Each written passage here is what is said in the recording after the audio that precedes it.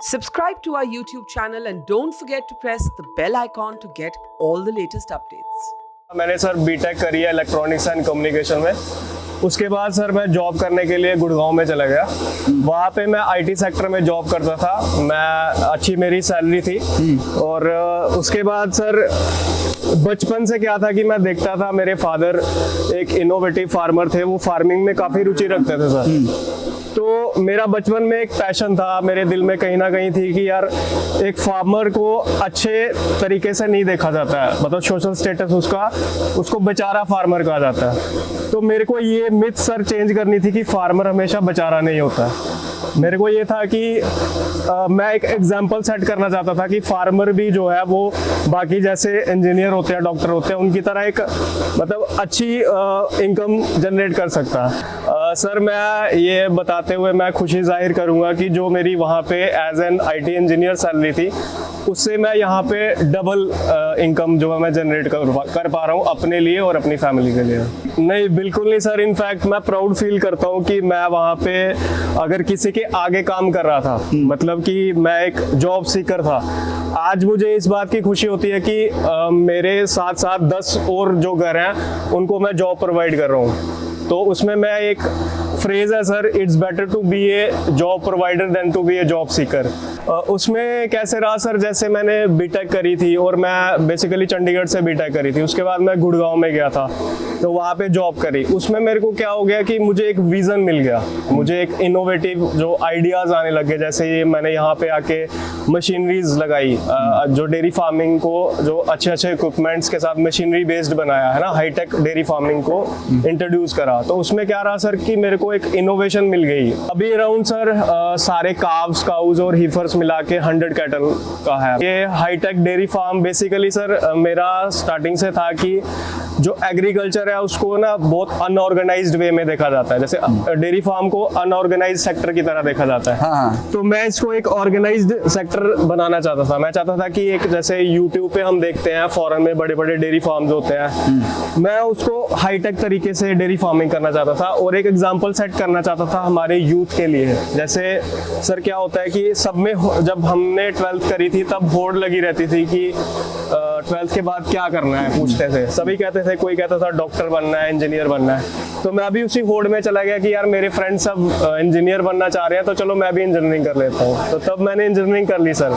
But मेरे जहन में कहीं ना कहीं एक वो चीज़ थी कि नहीं यार, मुझे मेरा पैशन फार्मिंग था, क्योंकि मैं एक किसान का बेटा हूँ और मैं एक मतलब किसानी परिवार से ताल्लुकात रखता हूँ। तो मेरा बचपन से एक ड्रीम था कि नहीं यार, मैंने सोसाइटी के लिए फार्मिंग के लिए कुछ ना कुछ इनोवेटिव करना है जिससे एक एग्जांपल सेट हो यूथ के लिए, यंगस्टर्स के लिए, वो भी इस फील्ड में। नहीं सर, ऐसा नहीं है। आप देख सकते हैं कि मैं खुद भी मतलब जहाँ तक हो सकता है, जहाँ तक मैं खुद भी काम कर लेता हूँ।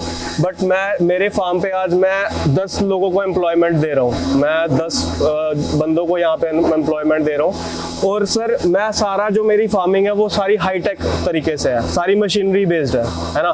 तो मोर ओवर आप देख सकते हैं कि sir at the end of the day money जो है वही एक चीज रहती है जिसमें जो लाइवलीहुड, अपना लाइफस्टाइल है ना, वो रखता है। तो मैं हैंडसम मतलब मेरी सैलरी जितनी पहले थी उससे मैं डबल कमा रहा हूँ। बहुत अच्छे से मैं सर सेटिस्फाइड हूँ जो मैं कमा रहा हूँ। सर फिलहाल हमारे डेयरी फार्म से 7 से 8 क्विंटल जो दूध है, 700 से 800 लीटर दूध, वो हमारा जम्मू में 3 काउंटर्स है, तलाबतिलों में है, गांधीनगर में है, प्लस छन्नी में हम होम डिलीवरी करते हैं। तो 3 जगह पे हमारा डेयरी फार्म का जो मिल्क है वो जा रहा है काउंटर्स पे।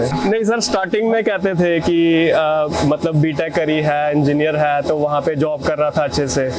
तो जो लोग पहले मुझे कहते थे कि यार कहाँ छोड़ तू यहाँ पे वापस आके क्या मतलब डेयरी फार्मिंग का काम कर रहा है या फिर ये एग्रो बेस्ड काम कर रहा है। तो अब वही लोग मेरे साथ आके जब वो मुझे देखते हैं कि यार मैं किस तरह से काम कर रहा हूँ और मैं कितने अच्छे से अर्न कर रहा हूँ, तो वही अप्रिशिएट करते हैं कि यार नहीं, तूने बहुत अच्छा स्टेप। इनफैक्ट कुछ उनमें से कहते हैं कि हम भी इस लाइन में आना चाहते हैं लेकिन अब हम फंस गए हैं। ये थोड़ा देख के मुझे दुख भी लगता है और खुशी भी होती है कि मैं थोड़ा कम पढ़ा लिखा था। सच्ची बात ये है कि मैंने सोचा कि अपने बच्चों को हाईली क्वालिफाइड होना चाहिए और अच्छी स्कूलों में उनको शिक्षा दी गई। और ये काम आईटी सेक्टर में करते थे अवनीश जी, तो अचानक इनका रुझान इधर ही था, खेती में ही। अच्छा। हाँ, तो मैं तो ऐसे ट्रेडिशनल कामकाज ही करता था, लेकिन इन्होंने आके ये डेयरी में एक मतलब हाईटेक, मैं कहूँगा कि हाईटेक, जम्मू में पहले मिल्किंग बाई मैनुअल ही होती थी।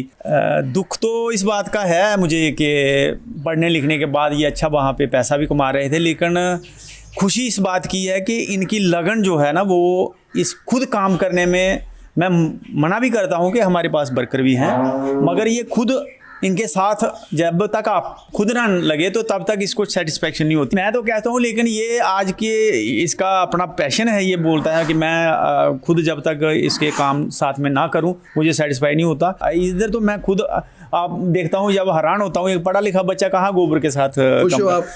मैं अभी खुश हूँ जी। ये रोल मॉडल है दूसरे बच्चों के लिए कि एक पढ़ा लिखा बच्चा बीटेक करके उसके बाद आईटी सेक्टर में काम करने, अच्छी मल्टीनेशनल कंपनी में काम करके फिर वापस इस काम में एक, मैं बार बार कहता था नहीं नहीं आप उधर चलो, उधर अच्छे काम करो, लेकिन इसने नहीं कहा कि मैं खेती में आऊँगा और एक लोगों के लिए नई चीज़ पैदा करूँगा। ये थोड़ा सा जो सोसाइटी में गैप था ना सोशल स्टेटस का, तो मुझे लगता है कि ये लोगों में भी ऐसी सोच आनी चाहिए कि ये जो लोग बच्चे पढ़े लिख करके काम करते हैं, इनके लिए ऐसा नहीं सोचना चाहिए कि ये फार्मर के लिए डिग्रेडेशन आ गई थी। पढ़ा लिखा फार्मर और एक मैकेनाइज तरीके से फार्मिंग कर रहा है, हाईटेक है। आज विदेशों में आपने देखा होगा हाईटेक डेयरियाँ हैं, और हम भी जम्मू में भी ऐसा हो रहा है। It's great to see you here. Thank you for watching our work. If you haven't subscribed yet, don't forget to click the bell icon and subscribe to Mojo Story and support independent, robust journalism.